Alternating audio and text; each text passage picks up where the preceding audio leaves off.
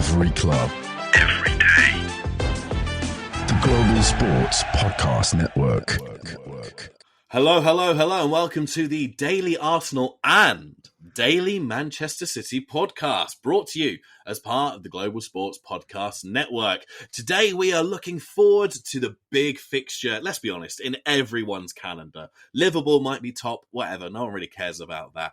But if you're an Arsenal fan, this is a big game. And I'm sure if you're a City fan, it is as well. And I'm joined today by Jules Jordan Probert from the Manchester City podcast. Jules, thank you very much for coming along. It's lovely to meet you. How have you been doing?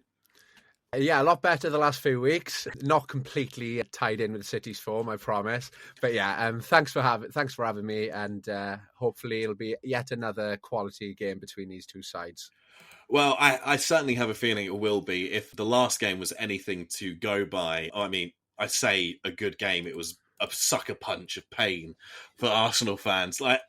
So we'll get into more detail about the game in just a moment. But when you look back to that 2-2 draw at the Etihad, coming away from it as a City fan, how did you feel about the match itself? I think getting the point made it feel like more than a point. You know, it felt like the tide was turning for Arsenal to possibly topple City in that match. As the game developed, then obviously you retreated, got more defensive, which you've been. If you got a lead against City, you know, at the end of the day, I don't blame you for going behind the ball. You had a red card just before half-time as well, that I thought City would come out and steamroll you in the second half. That's what they tend to do when they sense weakness. But I think you defended excellently, gave up barely anything until the last seconds, where a half-fit John Stones gets that so vital goal. Not vital for City's title challenge this year, it turned out, but could be vital for you guys come May. Yeah, it really could be. It really could be vital for us. I cannot tell you how much I despise John Stones now as a result of that. You're the only man in the world that doesn't like John Stones. Oh, maybe other Arsenal fans too, to be fair. Maybe other Arsenal fans, yeah. God, that was... Whereabouts were you watching the game? What were you doing with the game? Oh, I was just at home, but I was home alone. But my neighbours probably heard the celebrations come 90+8. God, yeah, 8 minutes, wasn't it? 8 minutes at a time. I live in Manchester, and I was in a bar watching it, surrounded by City fans. I was the only Arsenal fan in there, and I'd kind of like retreated into a little corner, just praying. And when that goal went in, I basically got bundled by all the City fans. And it was one of the most chastening experiences of my life. I mean, so in terms of like City, that was obviously, it was towards the beginning of the season. Your form at that point was pretty solid. Like, how did you feel about the way that you came out? Because you just said like you retreated a little bit. Is that sort of normal of City, or has that been sort of a feature of this season in particular? No, I said that you guys retreated. Oh, yes, we retreated, and you should have come out. That's it, sorry. Yeah. Definitely, from City's perspective, not put teams to the sword at all. Even when the form was good at the start of the season, the games were only 1 or 2 goals in it. You know, Brentford, Ipswich, games that you'd expect City to dominate at home were narrow victories. So the writing was a bit on the wall, even if we were all being a bit blind to it for quite some time. You know, the squad build-up had always been scary, the lack of players compared to other elite teams. Luckily, no injuries had halted City's progress over the past few years, but it didn't take much for the house of cards to tumble. It didn't, and it was actually in that game where arguably the biggest injury of this entire season ever. Who has talked more about an injury than that? Maybe I'm biased because it's all we talk about every week, twice a week, it seems like. But that Rodry injury sent shockwaves through the footballing world, to be honest. It really did. Like, I can remember seeing it, and it wasn't a malicious challenge, I don't think, or anything like that. It was just an unfortunate injury. I remember seeing. Who you ask? I remember seeing him limp off and thinking, "That's awful, but brilliant," because now we might have a chance. But I didn't realise how much City relied on the man. I think if any team in the world loses their best player, it'll have an effect. And not only their best player, the world's best player, which he was crowned 6 or so weeks later. You guys have handled Saka being injured quite well, but I'd say that defensive pivot position is probably the most important on the pitch. Yeah. Hence why we've seen all these elite teams spending 100 plus million on players that probably aren't worth that, but it just shows how important that position is to the top teams in this day and age. And Rodry is the best at it. He comes up in vital moments all over the pitch whenever you need him. Defensively, he can be the last man. He can make a fantastic clearance, snuff out danger. Going forward, he scores goals, creates goals at vital moments too. He's the perfect midfield player, and City just haven't got the personnel or the depth to be able to cope with the strenuous nature of that position for Manchester City.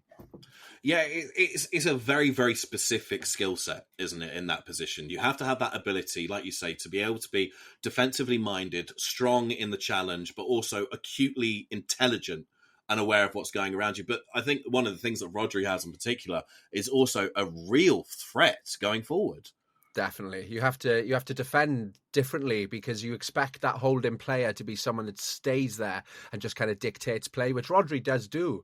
But then if you've got him crashing the box late with brilliant finishing, to be honest, and he's a threat in the air, this is what I mean. What a complete footballer. And yeah, he is sorely missed. And I have to ask you this because we commented on it at the time and we thought it was hilarious. As a Manchester City fan, what did you make of Real Madrid refusing to go to the Ballon d'Or ceremony because Vinicius wasn't going to win it? It shows the whole thing is just stage theatre, isn't it? You know, like if everyone knows who's going to win the Ballon d'Or before it even happens, like what is the point of having the whole ceremony? We all seen on Twitter before what was going to happen. But yeah, to answer your question, a little bit pathetic, not too surprising from Real Madrid. They are quite like that. And I'm not against the idea of Vinny being a Ballon d'Or winner too. He was the best player in the best team last season, so that normally tends to get you the award. But I also don't think if you're a football fan and you're objective, you can't really argue that Rodri is the most valuable player in the world. And this injury this season, I think, has proved that, having the world's top, one of the best teams in the world completely crumble in his absence. Yeah, I think it would be fair to say that even if Rodri, I mean, obviously he was granted the title of the best footballer in the world, but even if he wasn't the best footballer in the world, he's probably the most important to his team the world. Because who else have you got in that position? Nunez can play in that position. Kovacic can play in that position. Nunez cannot play in that position.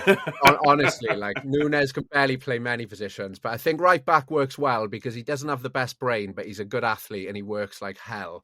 So I think fullback is pretty good. But no, do not have him in that pivot. He will lose the ball and you can't trust him to be where he needs to be. Kovacic is who has played in that position. Yes.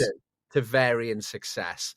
He is brilliant in some moments. He looks like a fantastic press resistor and he'll skip away from a challenge and then he can score from 20 yards and he's done that 4 times this season. But then other times he just looks like he's so slow and so weak and, he gets lost in games, doesn't he?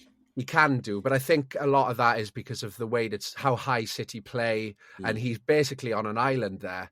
The defenders, it's been a different back 4 every week, back 5 even with Ortega and Edison. Yeah. And Kovacic has been all by himself because there's normally been 2 number 10s in the midfield next to him going forward.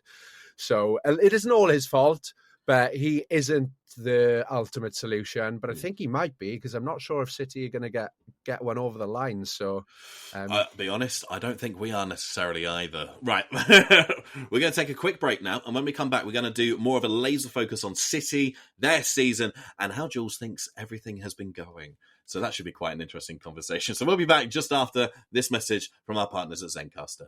Here at Global Sports Podcast Network, we spend a lot of time selecting our delivery platform. Zencastr came out the clear winner. With 4K video recording from your phone and AI editing that automatically removes all those ums and ahs, it's super easy to start a podcast that sounds great and is delivered efficiently. If you're ready to tell your story, check out the link in the show description to learn more about Zencastr.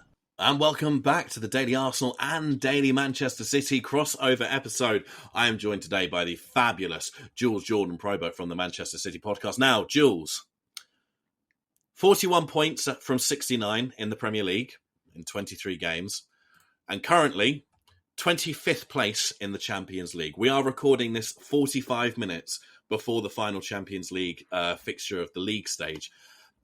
As a total, how do you feel the season has gone? Because we would be lying if we didn't say that City have had a bit of a rough time. Yeah, to put it lightly, sure. I think it's been catastrophic, to be quite honest. This is as big a collapse as one can remember. Maybe not in terms of position and points, but from the standard set by the team, the club, to the performances and the results over that 2 months, and it's still not fully out of the woods yet. The performances and results have improved, sure, but there's still a lot of problems that teams were exploiting a little bit less now. But sorry, I'll get back on track. The start of the season, like I said, the results were coming, but the performances weren't fantastic. A lot of that could have been down to people recovering from injuries and having a long summer. Foden being one of those. He didn't score in his first dozen or so appearances. 7 and 2 assists in his last 9, though. So he's back on track now. It's fair to say you had a shattered squad. Because they had gone so... I mean, yeah, we've seen a massive injury crisis throughout, well, not just the Premier League, but football in general. But City in particular, and I'd say to an extent Spurs as well, though no one's giving them any sympathy. Don't worry about it. Like, your players have played so much football over the last 3 or 4 years at the highest level. A drop-off was inevitable, but I don't think anyone expected it to be this big. It's the consequences of somewhat determined squad building, i.e. Pep not wanting more than 20 senior players in a squad, like as a rule, which sounds great when you're winning every week because everyone's getting game time. But then when the wheels start falling off and you've got no options and you're having to play debutants in the Champions League every week, and I understand people's lack of empathy for City because obviously the amount of money spent over the last X number of years, and City had everything in their power to not let it get to this point, but it is, and everyone can say, everyone has injuries over the course of the season, but that is the main cause of what has been a terrible season. Getting up to 4th place over the last few weeks and only 6 points away from you means I don't think the season will end catastrophically. But up until this point, I don't think anyone in the City hierarchy could have foreseen such a drop-off. I don't think any other real football fans could. I mean, for example, on our podcast, we obviously did pre-season predictions. And myself and a fellow Josh on the Daily Arsenal podcast were the only two, but we were both adamant that City were going to win the title. We just couldn't see them dropping off because of the levels of professionalism that have been over the course of the season. But you're right, this inevitable sort of addling of players and injuries of players. And I think I'd argue that probably your biggest issue has been your back line. As you said earlier, the chopping and changing. Kyle Walker, goodness only knows what happened to him, but he went completely off the boil. Rico Lewis looks like a good player, but he's not a good enough backup for him, and then injuries all along. Yeah, so on that Walker-Lewis topic, which I think has been rife all season, I don't think the plan was to play Kyle Walker much this season. I think everyone at City had recognised that he's served his time and he's, a little bit over the hill. I think even he might admit that, he's been great over the years, and I feel bad for a lot of the stuff I've seen about him, but you can't argue that he's not the same player. Even last season, I think the physical qualities that he have always kept him at the top of the game have started declining, and without them, you start to see the cracks. Rico Lewis started the first 10 games of the season, got his debut for England at left back, and then came back a bit injured and then fell off. So again, I think an 18-year-old wasn't expected to play every minute for the first couple of months, but he did, and he got worn out, and then he lost his confidence, and that's when City's run started. So it's hard for a young player like that who isn't able to physically impose himself. He plays with the ball at his feet and his brain. And it's really hard to do that when the whole team is lacking confidence and you don't know where to go and you're playing alongside different people every week. So, yeah, the back line in general has been one of the many problems, sure. You never know who's going to start every week. It's different centre-backs injured all the time and coming back for a game, which means they're clearly being rushed and then injured again. And that's Akanji, Ake, Stones, Diaz. All 4 of those elite centre-backs have been injured constantly from the start of the season. And if you imagine if Saliba and Gabriel was the same for you guys, it's so hard to build a title winning team without solidity in your back line. That is probably your strongest aspect. They're 2 of the best centre backs in the world and they're going to be there every week. That gives you fullbacks confidence, that gives you midfield confidence, and it gives you goalkeeper confidence. And without that, we've seen that teams are just finding it so easy for about 2 months to just get at City. And it's still quite easy now, but things are improving. The thing is, Jules, you're not Man United. It could be much worse. I've said that on the podcast myself. Now, I mean, do you know, it's really funny because obviously City they've had a rough season, but they're in 4th. Arsenal have had an odd season, but we're in 2nd. And I find on the Arsenal podcast, we're very negative about the team a lot of the time because we were expecting so much. And with you falling away and everything, it felt like our year. So let's change it around to a couple of positives for City. Savinio, my word, I knew that he was a good player coming in, but my goodness me, has that man just exploded onto the scene at the Etihad. And so soon as well. He's so young and it took him a few weeks to find his feet. I think he still is, but you could see the quality he possessed. Every single game he does something that makes you go, oh my God, that was wonderful. He can go either side. He's got a peach of a left foot. I know Yamal is young, but I feel like they've got quite a similar style in the way that I think Savinio's faster, but in the way that they both cut in from the right inside and they deliver a lovely weighted ball that just kind of goes over the centre-backs, and lands in that space where you want Haaland to be. Who else would you want there? Well, when you've got Erling Haaland in there, a ball that peachy is just it's so inviting. And that's what happens when City play poorly. Everyone says, oh, Haaland's not in the game. Haaland never gets on the ball. He needs service. Every striker needs service. He's not a Havertz that is there to link the play. He's there to score goals. Obviously we want him to link the play and he's been better at it this season than previously, but he needs service. And Savinio is someone that looks like to have been providing that. Yeah, very exciting player. And I can't wait to see what else he can do. I mean, goodness me, he's only 20 years old. 8 goal involvements already in 28 appearances for someone that age? It's a remarkable turnaround. It really is. And another youngster who we briefly spoke about before we started recording, but for the listeners, especially on the Daily Arsenal podcast, who might not be quite as aware. I mean, goodness me, James Mackity, 14 appearances in all competitions, 5 goals. Admittedly, 3 of them were in a hat-trick against Salford. But still, the youngster has so much talent. But reports seem to be that City are looking to shift him. Well, I mean, over the last few years, you've seen some of the talent City have got rid of. It wouldn't be so surprising, would it? And I think if you get rid of Cole Palmer, who everyone at City already knew how good he was, it wasn't a surprise when he went and did what he did at Chelsea to people at the club. If you get rid of him for 40 million, it shows that you're willing to get rid of any academy player, doesn't it? But back to Mackity, I think he's a fantastic player. As I said to you, I think he's been this good for a couple of years. He's definitely had this potential for a couple of years. He's got a lovely touch on him. He finds himself in pockets of space really well, which is exactly the type of player that Pep would want in his position. Lovely wand of a left foot. And yeah, like you say, he started banging in the goals recently too, which if he can do that, he'll get more and more minutes because now is the time. KDB, still my favourite player and one of the best in the world, but his time is numbered and City are going to want a replacement and Mackity keeps going the way he is. Who knows? Yeah, KDB, he's 33. No one can ever deny how beautiful a footballer he is.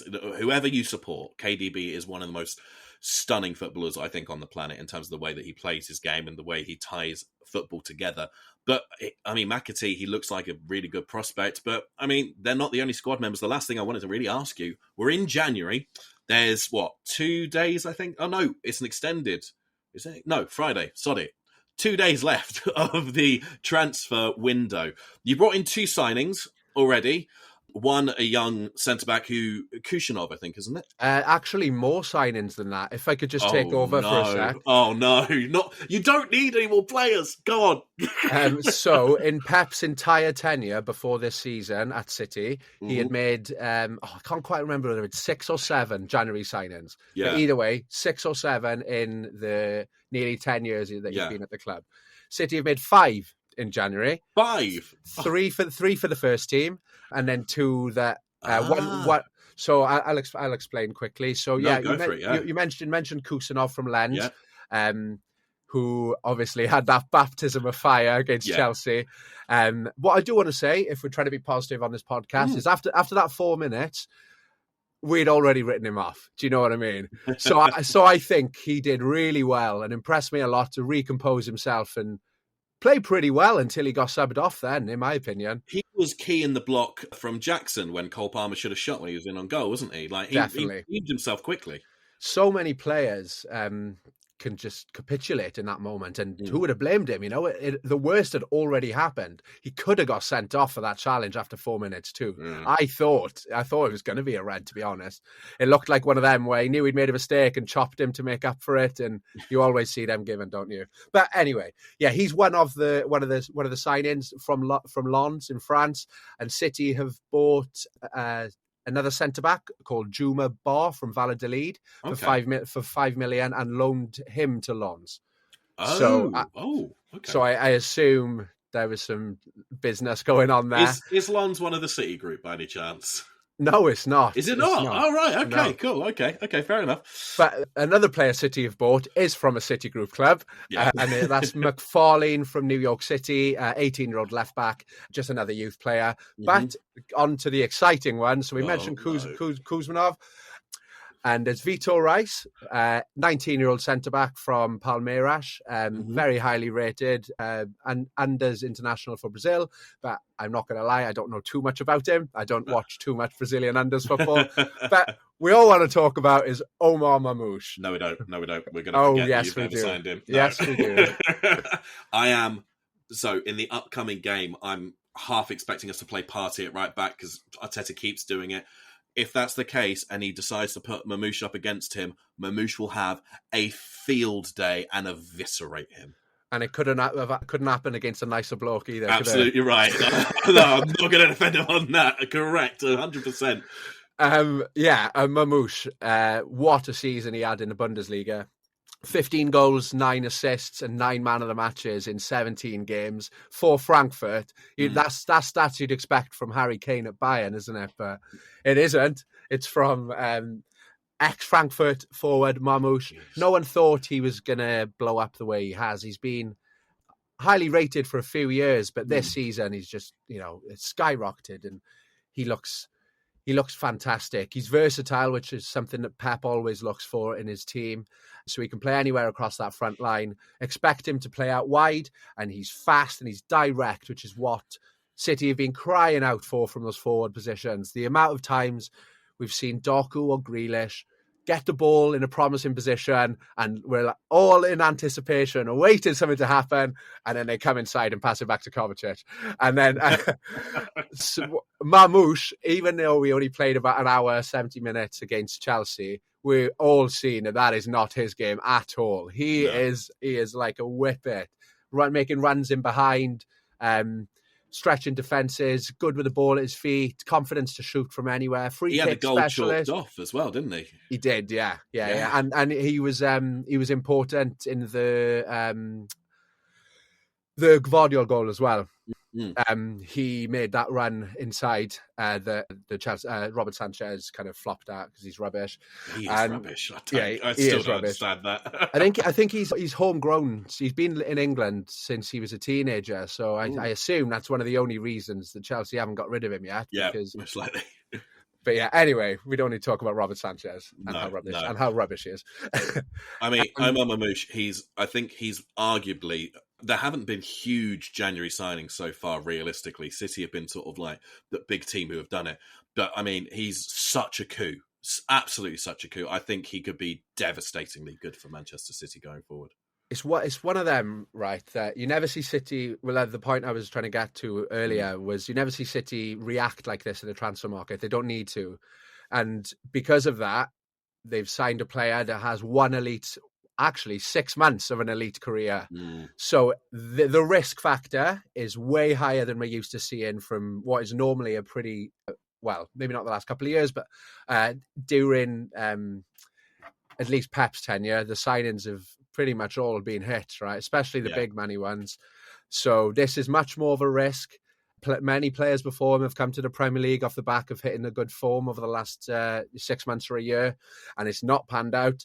But I mean, that hour on debut against Chelsea, I think, has diminished most of those doubts. You know, if you can terrorise one of the best teams in the league, and he only arrived the day before, I believe Pep said, so barely had any time to understand. Maybe that is what helped, right? Because Pep's known to overcomplicate, and it's very mentally draining for the players, especially ones that have been there for a while. Maybe that's exactly why they've bought him, because he is someone that is just going to get the ball and he is going to attack, not think about tactics too much. Well, he's just a single-minded bullet. I say that. I'm sure he will have to.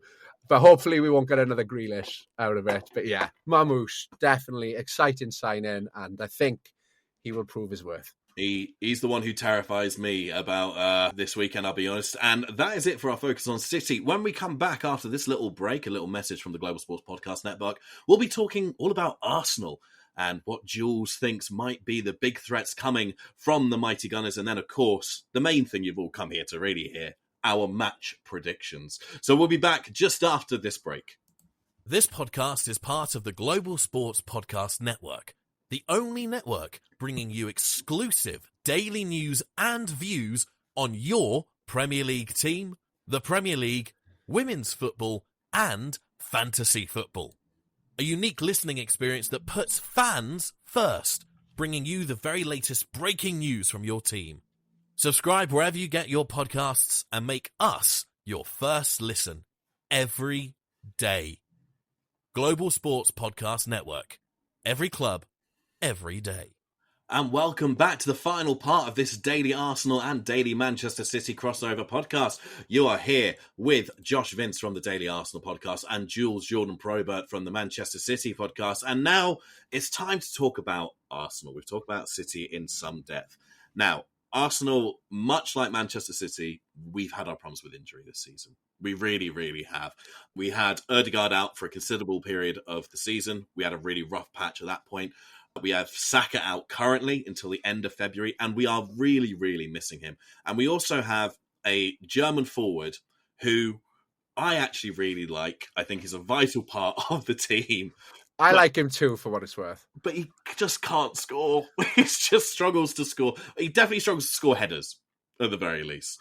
When you look at the Arsenal squad in its current iteration, where do you see, especially with the Manchester City team as it is in its current state with players coming back from injury, where do you see the current threat coming from particularly? I think Arsenal are an elite football club now. So I think you have threats littered throughout your squad. You've been building towards this with young players that are all kind of getting to that age now where starting to see them in their best, at their best. Thinking of players like Ødegaard, who maybe not after his injury being up there, but Rice, Saka, these are world-class or just below world-class that are about to be world-class players. I think you've got a bunch of them. Saliba, another one. Yeah, so I would say Saka is the primary threat when he plays, but of course he's injured.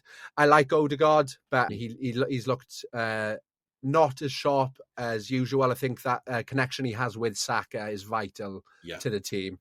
And without either one of them on the pitch, I think you suffered, like you said, when Ødegaard was missing, he was struggling to score goals earlier in the season. Then he came back and he started banging them in. So, yes. But yeah, I think defensively is probably where you're strongest. Yeah. We have found it difficult to score goals against you over the last 3 seasons. Same with you scoring against City too, to be fair. I think it's one of those games that it normally gets decided or not decided on a bit of quality or a mistake or a red card or something like that, just those fine margins. But I think with your, I don't know if Timber is fit at the moment. He's not been confirmed as being fully fit, but he's being worked back into training currently, so he might be available on Sunday, but I'm not sure he'd be 100% fit, honestly. Well, if he is, I think he's impressed me so much. I can't believe how immediately he settled in after that awful injury last year.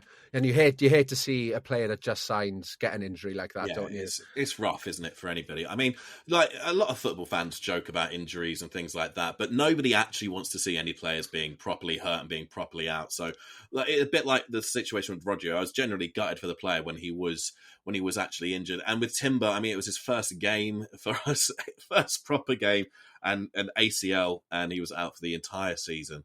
But he's back now.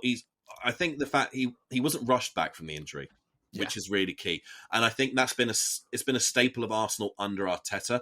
There haven't been that many recurring injuries. There's been obviously the odd ones like Zinchenko, Gabriel Jesus. I mean, I love Gabriel Jesus, but he's a broken man. Yeah, he was made of mashed potato before you signed him from City. So I can't blame Arteta for that. No. I mean, he's such a gifted footballer as well. But I have a feeling that his Arsenal career might be coming to an end, honestly. I think he might be becoming... We've had this discussion a little bit. Sort of, obviously, we brought in Jesus and Zinchenko to try and bring winners to the team. That was kind of the big argument to bring. It was up in the floor, wasn't it? Yeah, exactly. Yeah, and now you need to up the ceiling, I think. And Zinchenko and Jesus specifically are two players you could improve on, to be honest. And I think that's been one of the big debates that we've been having. At left back, we got Calafiori and Mars Lewis-Skelly. Mars Lewis-Skelly, who, by the way, is not red carded anymore. Did you win the appeal? We won the appeal within like 2 hours. I thought they were going to stick to their guns after the statement they put out. We just don't. What did you make of it? Did you look at that and go, yellow? That's never a red, is it? It's never a red. I'm pretty sure Arteta and Pep instructs his players to make those challenges, those yellow card ones. And I'm pretty sure they train them on how and when to do it too. Oh, 100%, but he'd gone past him and he barely lifted his leg. Like, there was no malice in it at all. It was one of those that the attacker's happy to take a yellow and get a bit of respite as well, because Wolves had been under the cosh for so long as well. So, yeah, I thought it was ridiculous. The PGMOL's reaction was ridiculous. I think if there were any more space in the coffin to put nails in for that organisation, then this would be yet another one. But somehow I think that ship has passed. Scrap it all, man. Scrap VAR while we're at it too. The idea of VAR is correct. I don't know why I've ended up just going on a random one. I'm actually, please carry on, because we've discussed this a lot recently. Like, when you look at VAR, obviously you look at it from a different perspective, just coming from a different team, you have different experiences with it. Arsenal have had a torrid time with it this season, but then like last season, Forest had an awful time with it. The season before, I think Bournemouth had so many opportunities and decisions going against them. The consistency is not there. It's just not there at all. And something needs to change. Either, I would argue, potentially a system like in tennis, a challenge system, where you get a number of challenges per half and that's it, or get rid of it completely. Where do you stand on it? Well, I've not actually thought of a solution. I just enjoy, venting. But I've seen this challenge system talked about, and it works in basketball. It works in tennis. Everyone just accepts that is the way it is. If you don't have any more cricket as well. If you don't have any more challenges, you don't have a challenge. It's as simple as that. So I think it would work. What we need to do is take power away from that organisation. So anything that does that is a good thing, because it's ruining elite football in a lot of cases. And before, we could all accept, not that we did, but when it came down to it, we could accept that there would be variances and bad decisions in football. Yeah. It's 20 athletes all running at full speed and full contact into each other for 90 minutes. There's going to be collisions and mistakes and things missed. Will be missed, exactly. It happens. It's human nature. But to then implement VAR with the goal of being 99.999% correct, and the quality of refereeing has not improved. In fact, many would argue it's declined. I would argue. Even though they've got more power now and less accountability. So, yeah, it's been a failure as an experiment.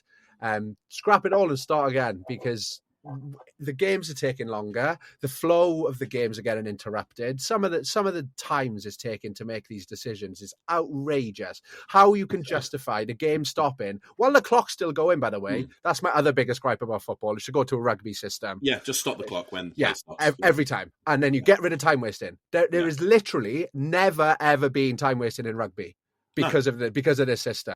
And it means anyway. Anyway, you make a very, very good point. I genuinely agree with you on the time wasting situation, and on that, there's so many things that need to change. And also, when you have big gaps, these are elite athletes who are warmed up. They're prepared to go. They prepared their bodies, and they're often playing at night. Especially the English season, majority of it happens in sort of autumn, winter, and sort of early spring. It's cold. The weather's terrible, whatever time of year it is. Absolute crap, the weather, wherever you are in the UK. And then for 5, 6, sometimes 8 minutes, the players are standing around, not doing anything, getting cold, and then expected to start again. And where have all these injuries come from? Out of who knows, you know? And we, as a viewer, as a paying fan, we're missing out on football being played on the pitch while this happens. That's the key. Exactly. Because they can say they added on at the end all they want, but they have a system where things get added on at the end, like a quarter increment of what it actually was. I don't know the ins and outs of the system, but I've heard the referee speak about it somewhat.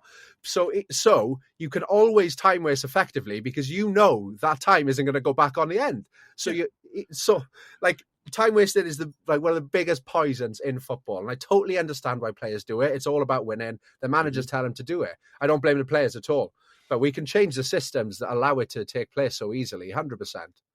Jules, you're welcome back on the Daily Arsenal podcast. You're welcome to switch sides and come and join us here at Arsenal. We'd be happy to have you. Ditch City. They're done and dusted now. Their time in the sun is over. Come to us. Let me wait until Sunday and then I'll let you know, yeah? Well, I mean, on that note, we are coming towards the end now, and I think it's time to do our predictions.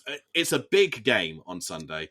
And also tonight, as we're recording in 15 minutes, the last set of games in the Champions League stage kick off. So who knows what's going to happen? There could be massive debates. There could be huge injuries. Who knows? But as things stand right now, Jules, the game on Sunday, how do you see it going down at the Emirates at 4:30?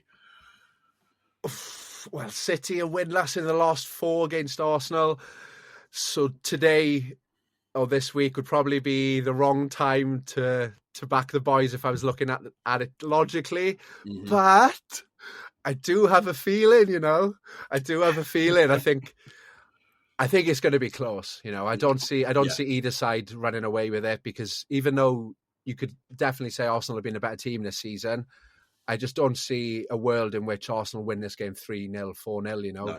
because of the way you set up against City and the way that you play in general. It's not a system designed to go and get 5 goals every week, even though you do sometimes because you're so good at times. But it's definitely not designed like that against the top teams, at least. No. So with that in mind, and with I think 3 of the last 4 being draws as well, yes, I'm going to go for another 2-2. So that's Desmond on both fixtures of Arsenal City this season. But I wouldn't be surprised if either team won it 2-1, 3-2 as well. So, Jules, I also have a feeling as well, and I'm scared. I think that Arsenal are at a point where they have to push on this season. They have to do something in this game. You've got to win this game. If they don't get a result in this game, and you make 3 points up on Arsenal, and Arsenal falter from Liverpool, I think the confidence shock to the team will be immense. And that concerns me. And I think they'll be weighing on the players. I think it's going to be incredibly cagey. As you said, it's going to be tight. These 2 managers know each other well. And Arteta, at the very least, from what I know of Arsenal, is not the sort of manager who will risk it all to get one over on Pep. He will play defensively minded, careful, intricate football. So I'm going to say 1-0. But I don't know which way it's going to go. So like last season, right, where it was even, wasn't it? And then you got that late Martinelli goal. I could see it like that. I just think City will make a mistake defensively, so there will be a goal. And I think City have got a bit in their groove recently scoring. So I see Haaland or Mamouche causing some havoc and some chaos. You know, Haaland has been kept quiet for 90 minutes at a time this season, but I still wouldn't put money on it, you know? I mean, that's the only thing that I'm confident about, is that Gabriel and Saliba seem to be able to have him in their pocket. That's the one player in particular who they seem to thrive against, is Erling Haaland. Which could create the space for one Egyptian. A certain Mamouche, the new Egyptian king on the scene. Oh, God. I can't have City fans singing anything like that as well. Well, you heard it here, guys. Jules reckons it might be a 2-2. I think it might be 1-0, but I can't call which team is going to win it 1-0. And for now, that is it. Thank you so much for listening to both the Daily Arsenal and to the Daily Manchester City podcast. I've been your host, Josh Vince, and thank you so much to Jules, Jordan Probert, for joining us from the Man City podcast. It's been great having you, Jules. Thank you so much for coming along. Yeah, thanks for having me. It's been really fun. Cheers. Amazing. And I would say best of luck, but I would be lying for Sunday. So, of course, we'll see how the game goes. Good luck tonight. You need a win. You really, really need a win. By the time you're listening to this, you'll already know the result. Whether City make it through in the Champions League, I reckon they will. But we'll have to wait and see. Anyway, until then, thank you so much for listening and have a great day. And from us, goodbye. Every club, every day. The Global Sports Podcast Network.